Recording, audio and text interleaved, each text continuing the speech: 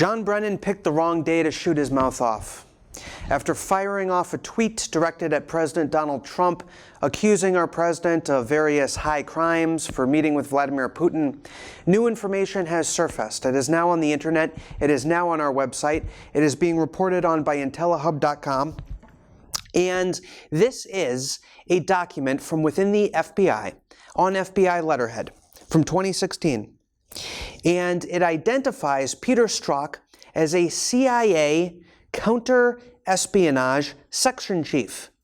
What that means is that for years, under John Brennan, Peter Strzok was acting as a CIA agent. He was not really an FBI agent, but he had a ceremonial deputy director post at the FBI. Now, researchers are going through this, and they are finding out some very disturbing things. It turns out that John Brennan was overseeing Peter Strzok the entire time. It turns out that Peter Strzok, when he came in from the CIA in order to work against President Trump, John Brennan set him up with his contact inside the FBI. That person was FBI lawyer Lisa Page. So you could say that John Brennan was really acting as a matchmaker. And that's probably the only sentimental thing that crusty old Batman villain has ever done in his life. This is a very big development. Now, we have a story up on our site right now by our reporter Tori Lindemann, which blows the lid off of Operation Crossfire Hurricane. It shows why they named it Crossfire Hurricane in the first place.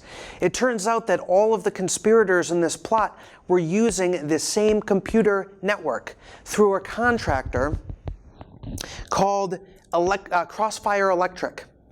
So Crossfire Electric was a contractor that they were using to use a private network of communications by which they could coordinate and set up this entire plot to try to set up members of President Donald Trump's team to to prevent him from getting elected and also to get him impeached.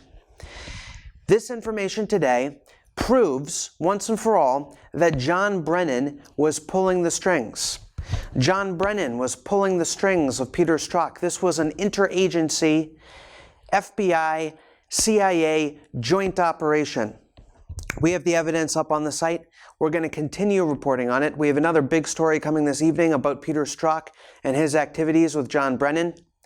But what this shows is that the FBI and the CIA are now both complicit in this. And that's not all.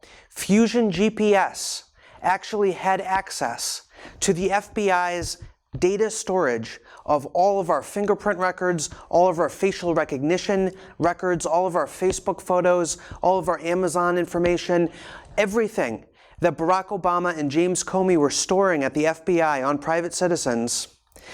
That was, Bruce Orr in the Justice Department had access to it. His wife, Nellie Orr, was being paid by Fusion GPS at the same time. Okay? And not only that, but this database of records was actually hacked by the Russians because an Obama contractor in France snuck Russian code into all of the biometric personal identifying information programs at the FBI. Vladimir Putin has all of your personal information, and the reason is because Obama stored it using back channels without securing it properly. So these are just some of the takeaways of today.